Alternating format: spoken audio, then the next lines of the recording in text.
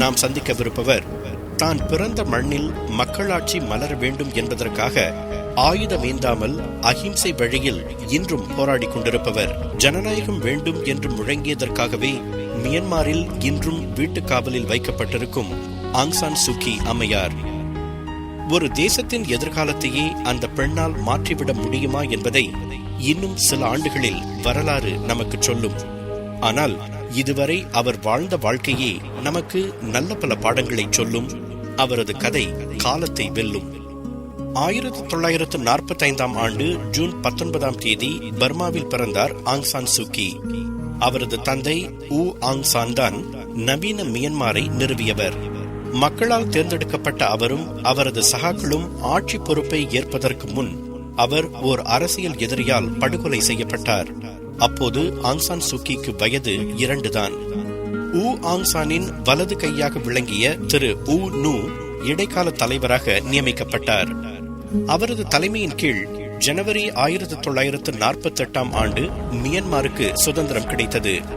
12 ஆண்டுகள் கழித்து 1960 Aung San சூகியின் தாயார் திருமதி கின் கி இந்தியாவுக்கான பர்மிய தூதராக நியமிக்கப்பட்டார். எனவே 15வது வயதில் புதுடில்லிக்கு வந்து அங்கு தன் கல்வியை தொடர்ந்தார் ஆங் சான் சூகி. இதற்கிடையில் அவர் மியன்மாரை விட்டுச் சென்ற 2 ஆண்டுகளில், அதாவது 1962 ஊ நூவின் ஆட்சியை கவிழ்த்துவிட்டு சர்வாதிகார ராணுவ ஆட்சியை நிறுவினார் ஊ நூவின். அன்று நின்ற சுதந்திர காற்று இந்த 43 ஆண்டுகளாக இன்னும் மியன்மாரில் வீசவில்லை.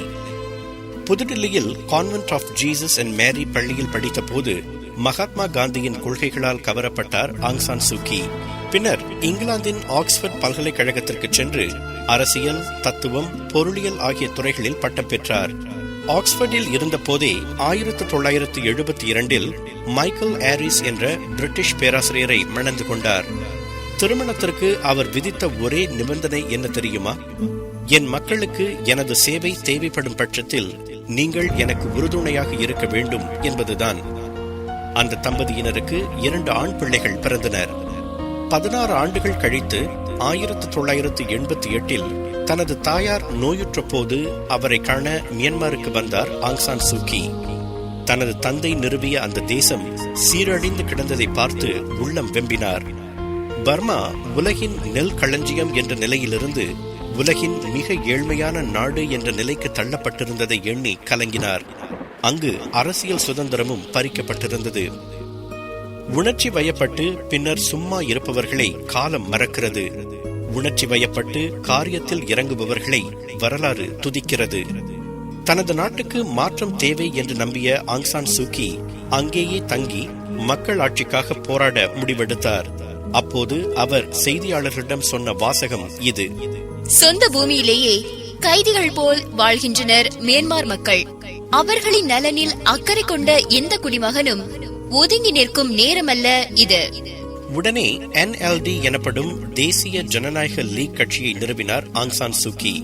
அந்த கட்சிக்கு பொதுமக்களிடையே கிடைத்த அமோக ஆதரவை கண்டு விழித்துக் கொண்டது ராணுவ ஆட்சி.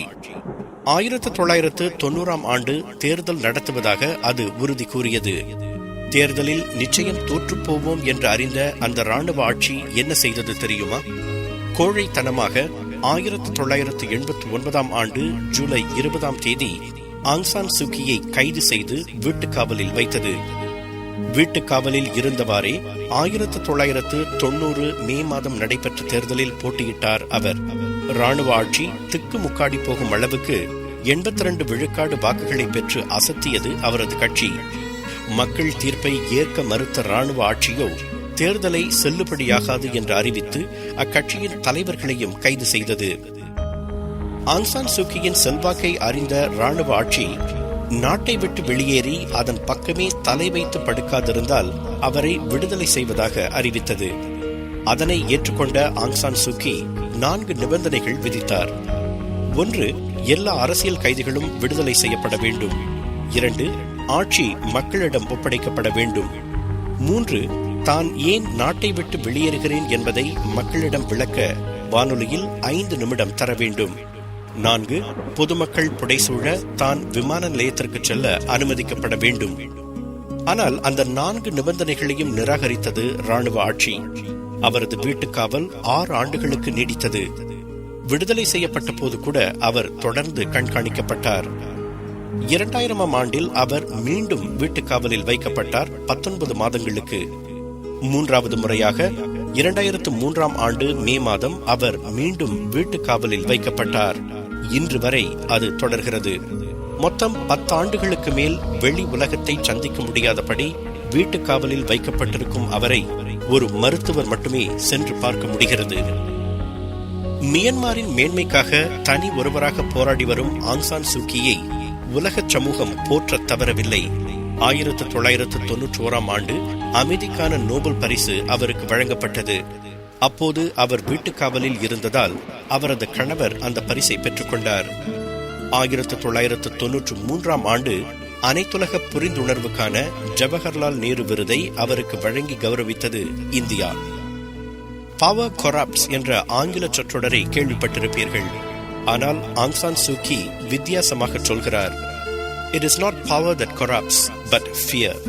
அதாவது பலம் அல்ல, பயம்தான் சீரழிவை தருகிறது என்கிறார் அந்த வீர பெண்மணி. எவ்வளவு வித்தியாசமான சிந்தனை, எவ்வளவு உண்மையான சிந்தனை. ஆங் சான் சூக்கி என்ற பர்மிய பெயரின் பொருள் என்ன தெரியுமா? சிரமமான வெற்றிகளின் பிரகாசமான தொகுப்பு. அவரது பெயருக்கு ஏற்பவே ஜனநாயக பாதையில் மிகச் சிரமப்பட்டு உயிரையே பணயம் வைத்து சிறிய சிறிய வெற்றிகளை அவர் குவித்துக் கொண்டிருக்கிறார்.